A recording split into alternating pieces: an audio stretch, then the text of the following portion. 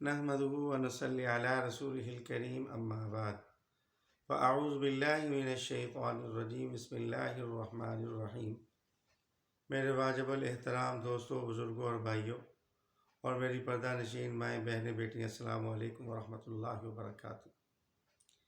بہت سارے نمازی ساتھی بھی اور ہماری مائیں بہنیں بیٹیاں بھی، ان کی طرف سے بھی فون آئے ہیں کہ صدقہ فطر کے بارے میں ہمیں بتائیں کہ لوگ کوئی کہتا ہے 300، کوئی کہتا ہے 400، ہمیں سمجھ نہیں آ رہی۔ تو میں انشاءاللہ آپ مختصر وقت میں کچھ باتیں عرض کروں گا۔ پہلی بات تو یہ ہے کہ صدقہ فطر کب واجب ہوتا ہے، پھر کس پر ہوتا ہے، اور اس کو کب دینا ہے اور کن لوگوں کو دینا ہے۔ تو سب سے پہلے صدقہ فطر یعنی شوال، یکم شوال کو صبح صادق کے وقت یہ صدقہ فطر واجب ہوتا ہے۔ کن لوگوں پر ہوتا ہے؟ ہر مسلمان آزاد اور صاحب نصاب، یعنی صاحب نصاب سے مراد کہ اگر بندے کے پاس 52.5 تولے چاندی ہے یا 7.5 تولے سونا ہے، یا اس کے پاس اتنی نقدی ہے، یا اس کا کاروبار اتنا ہے کہ جس کی 52.5 تولے چاندی کی قیمت کو پہنچ جاتا ہے، تو ایسے لوگوں پر صدقہ فطر واجب ہے۔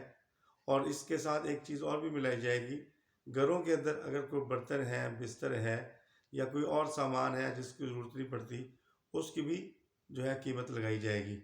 اگر ان کی قیمت بھی 52.5 تولے چاندی کی قیمت کو پہنچ جاتی ہے تو اس پر بھی صدقہ فطر واجب ہو جائے گا۔ اور دینا کن لوگوں کو ہے؟ جو مستحق ہے، جن کو زکوٰۃ دی جاتی ہے، صدقہ خیرات دیا جاتا ہے، وہی اس کے مستحق ہے۔ یاد رکھیں، نابالغ بچہ یا مجنون اگر ان کا اپنا مال ہے تو یہ صدقہ فطر ان پر بھی ہوگا۔ جو ان کی کفالت کرنے والے حضرات ہیں وہ ان کے مال سے ان کا صدقہ فطر ادا کریں گے۔ اسی طرح نابالغ اولاد، چاہے بچی ہو یا بچہ ہو، اس کا صدقہ فطر والد کے ذمے ہے، واجب ہے، لیکن بیوی کا اس کے ذمے نہیں ہے، یا اس طرح بالغ اولاد کا باپ پر نہیں ہے۔ اگر یہ ادا کر دے بیوی کی طرف سے یا بالغ اولاد کی طرف سے تو ادا ہو جائے گا۔ اسی طرح بیوی جو ہے اس پر الگ صدقہ فطر ہوتا ہے، وہ اگر اس کا اپنا مال ہے تو اس کو چاہیے کہ وہ اپنے مال سے دے۔ اور اسی طرح جو حضرات بیرون ملک رہتے ہیں، اگر وہ عید وہاں پر کرتے ہیں، اگر ان کے بچے بیوی ان کے ساتھ ہیں اور وہ وہیں عید کریں گے، تو ان کو چاہیے کہ وہ صدقہ فطر وہاں جو رہ رہے ہیں وہاں اس اعتبار سے دیں گے۔ ابھی میں آپ کو ایک بہت مختصر بات بتا دیتا ہوں، یہ آپ کی پریشانی ختم ہو جائے گی کہ آپ نے اگر گندم سے دینا ہے یا آٹا سے دینا ہے، تو یہ نصف سا ہے، یعنی یہ سا ایک پیمانہ تھا جس کے ساتھ اس وقت جو ہے گندم وغیرہ یا اس طرح پیمانہ تھا جس کے ساتھ وزن کیا جاتا تھا۔ جیسے ہمارے ہاں گندم کی کٹائی کے موقع پر وہ جو ٹین چلتا ہے، پیپے چلتے ہیں، اس کے ساتھ گندم کو ماپا جاتا ہے۔ تو اس طرح عرب کے اندر وہ سا تھا۔ اگر آپ نے گندم سے دینا ہے یا آٹے سے دینا تو نصف سا، ٹھیک ہے۔ اور اگر آپ نے کھجور سے دینا ہے، جو سے دینا ہے، کشمش سے دینا ہے یا ستو سے دینا ہے تو پھر آپ نے پورا سا دینا ہے۔ اب نصف سا کتنا بنے گا؟ ہمارے ہاں نصف سا بنے گا 2.25 کلو۔ اب یہ ذہن میں رکھیں، 2.25 کلو آپ نے وزن کا اعتبار کرنا ہے، اور پھر آپ نے مارکیٹ میں دیکھنا ہے کہ گندم کی یا آٹے کی قیمت مارکیٹ میں کیا ہے، اس کے اعتبار سے آپ نے 2.25 کلو کے ساتھ آپ نے کیلکولیٹ کرنا ہے، تو آپ نے فی بندے کے اعتبار سے آپ کا صدقہ فطر نکال دینا ہے۔ اور اگر کھجور کے اعتبار سے دینا ہے، کشمش سے، جو سے، تو یاد رکھیں پھر آپ نے کیا کرنا ہے، 4.5 کلو، یعنی پورا سا دینا ہے، وہ 4.5 کلو ہے۔ تو لہٰذا اس کا آپ نے اعتبار کرنا ہے۔ یہ نہیں دیکھا کہ وہ 300 کہہ رہے ہیں، وہ 400 کہہ رہے ہیں، اس کا اعتبار نہیں ہوگا، کیونکہ ہر بندے جو اپنے مارکیٹ یا جس شہر میں رہ رہا ہے انہوں نے اس مارکیٹ کا اعتبار کیا ہے کہ وہاں گندم کی کیا جو ہے ریٹ ہے یا آٹے کا کیا ریٹ ہے، اس طرح انہوں نے اس کی جو ہے کیلکولیٹ کر کے عوام کو بتایا ہے۔ تو بہرحال یہ مسئلہ ہمیشہ یاد رکھے کہ 2.25 کلو چلنے ہیں، اور لیکن اعتبار کیا ہوگا؟ گندم کا جو مارکیٹ میں چل رہی ہے، جس ریٹ سے چلے گی اسی حساب سے ہم صدقہ فطر ادا کریں گے۔